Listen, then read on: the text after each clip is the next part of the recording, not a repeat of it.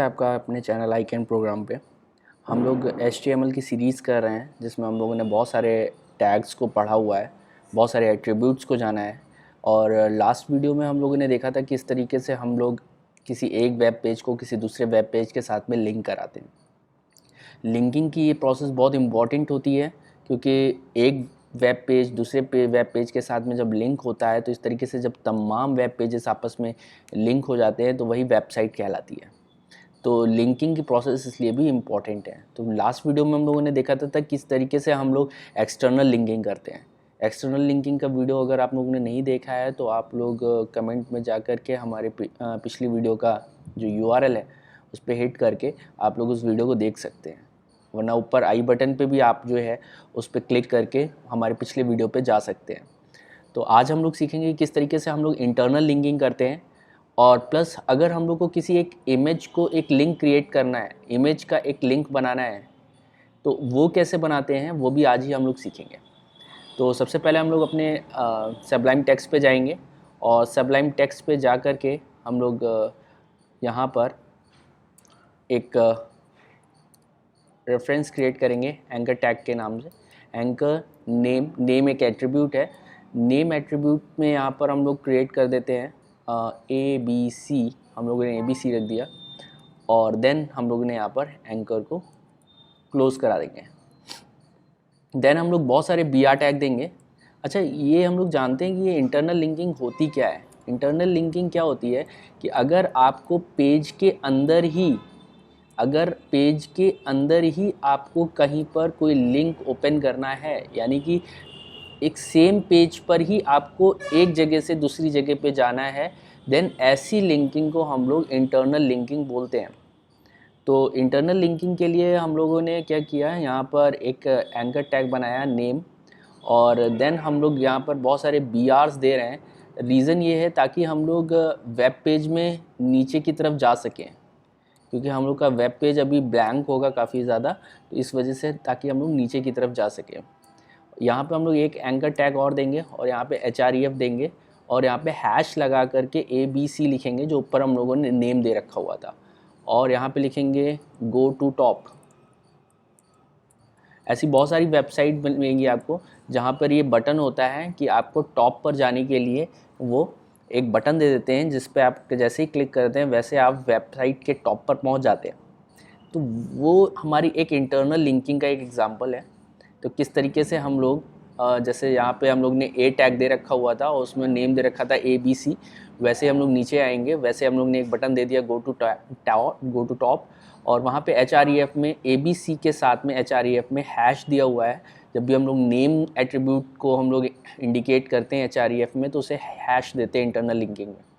Then इसको हम लोग सेव करेंगे, और हम लोग अपने वेब पेज में जाएंगे और चेक करेंगे नीचे की तरफ जा कर के, रिफ़्रेश करेंगे इसको, रिफ़्रेश करके देन हम लोग नीचे की तरफ जाएंगे तो हम लोग को यहाँ पे दिखाई दे रहा है, ऊपर को हमको दिखाई दे रहा है पेज 4 पेज 5, और नीचे की तरफ जब वो मूव ऑन कर रहे हैं तो हमको दिखाई दे रहा है गो टू टॉप। और जैसे हम लोग गो टू टॉप पे करेंगे वैसे ही हम लोग यहाँ टॉप पर आ गए। देखिए यहाँ पे हमको पेज 5 दिखाई दे रहा है।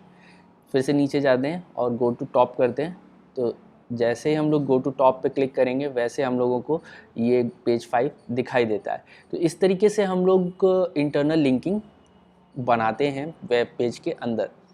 अगर हम लोगों को किसी एक इमेज को लिंक करवाना है, एक इमेज को लिंक बनाना है, देन हम लोग क्या करते हैं, तो उसके लिए हम लोग यहाँ पर ऊपर ही आकर के एक BR टैग दे देते हैं। देन हम लोग एक एंकर टैग लेते हैं, एंकर HREF, और यहाँ पर उस पेज का नाम देंगे जहाँ पर हम लोगों को लिंक कराना है, या इंटरनल लिंकिंग में हम लोग कर लें, उस लिंक का नाम देंगे जहाँ पर हम लोग को लिंक कराना है। देन हम लोग IMG टैग देंगे इमेज को लगाने के लिए, और SRC देंगे। SRC जैसा कि हमारी पिछली वीडियो में भी था कि SRC टैग सोर्स के रिप्रेजेंट करता है कि इमेज का सोर्स क्या है, कहाँ से इमेज आ रही है।